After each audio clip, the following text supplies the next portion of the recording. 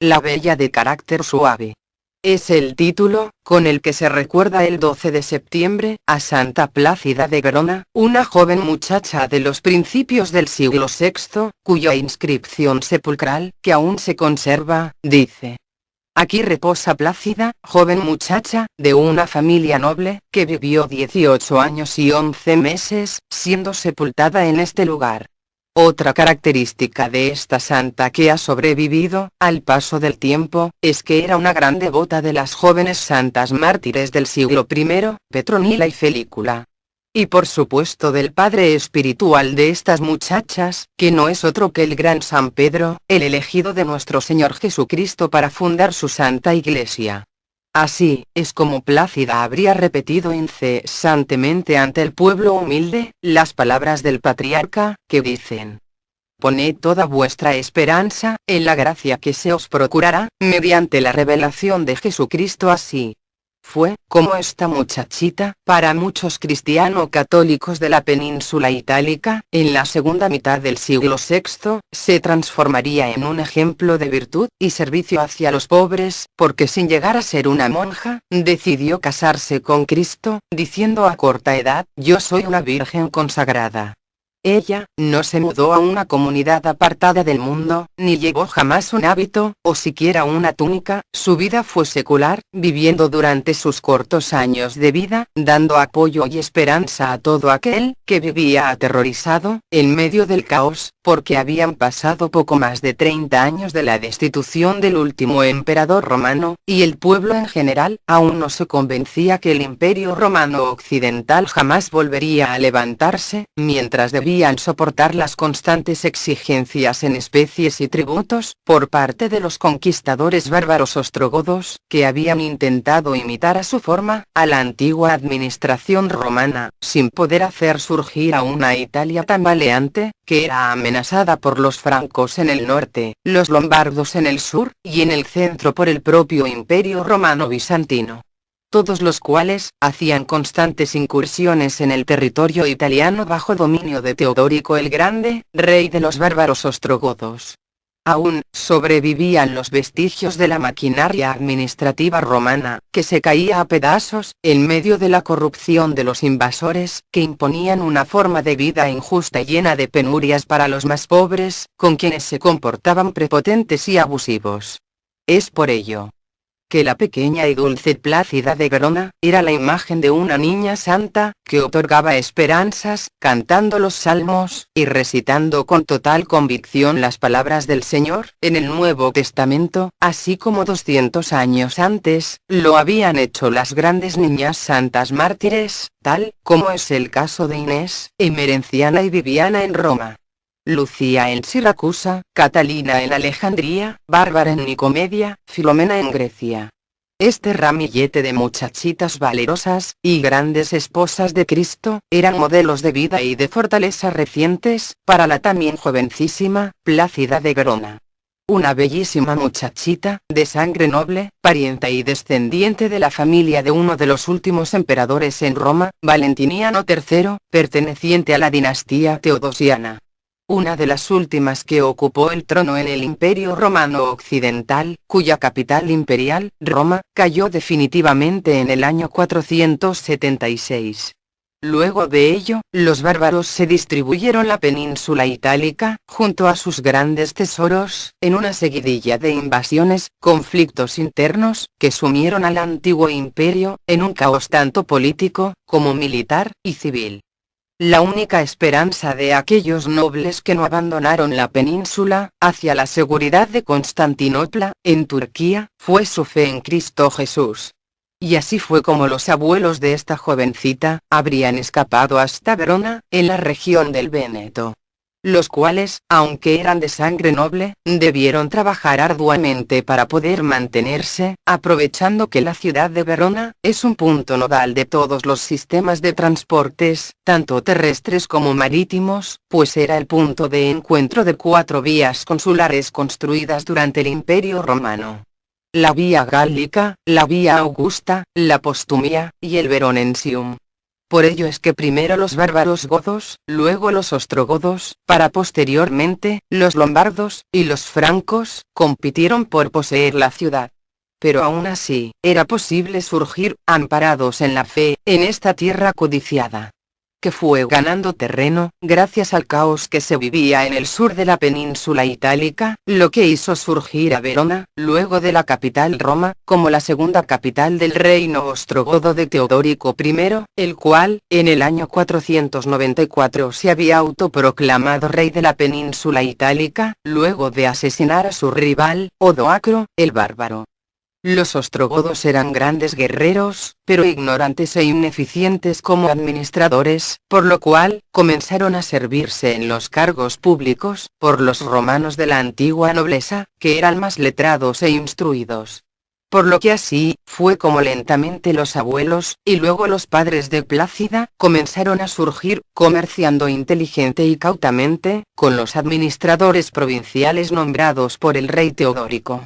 Para los tiempos en que habría nacido la bella Plácida, hacia principios del siglo VI, es decir, en los alrededores del año 500. La ciudad de Verona conservaba aún su majestuosidad clásica de estilo romano. Por lo que esta muchacha, se habría criado en la zona de Gliescavi, cercana al foro romano, situado en el cruce, entre la Vía Postumia, y la Capello, participando desde muy pequeñita en las actividades de catequesis impartidas en la Catedral Católica del Domo Romano, dedicada a San Lorenzo, el mártir.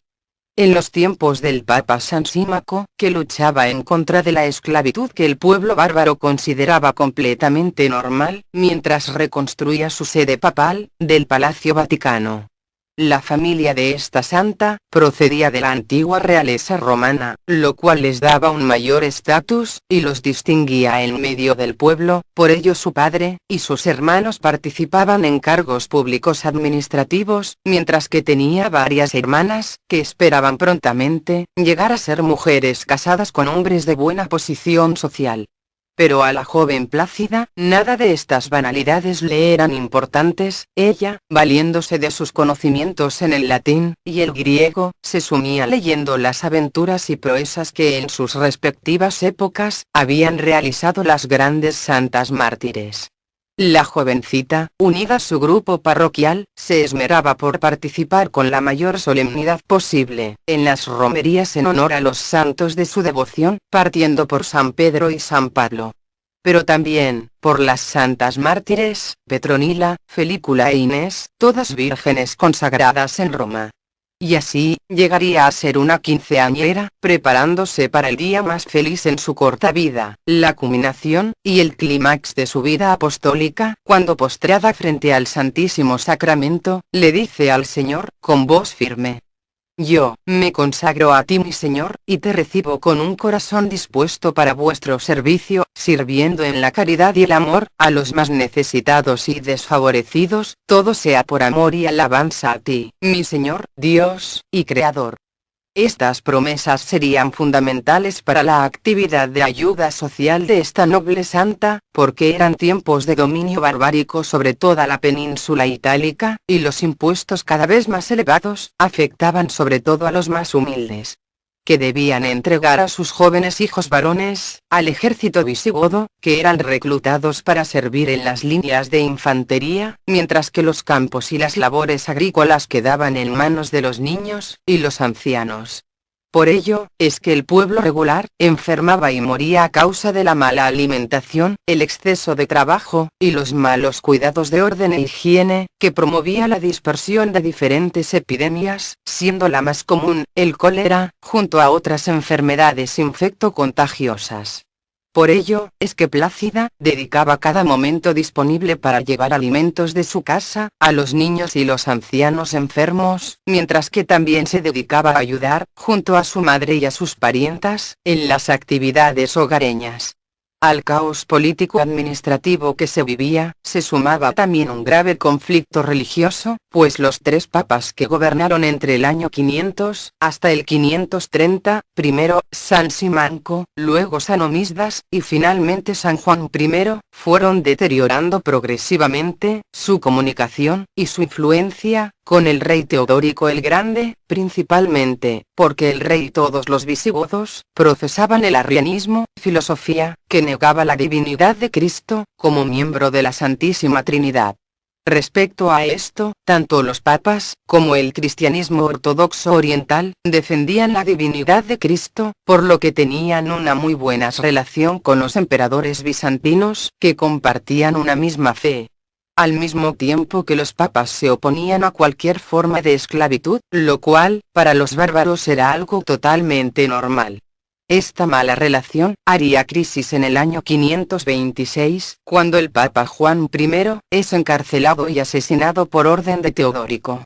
Esta disputa entre el arrianismo y la Iglesia Católica hizo que los visigodos estimularan la presencia de sacerdotes arrianistas que daban charlas al pueblo, el cual se veía confundido frente al papel y autoridad de Cristo. La joven Plácida, que realizaba actividades misioneras y caritativas en medio del pueblo más humilde, daba su opinión abiertamente, cuando los mismos sacerdotes católicos tenían miedo de hablar.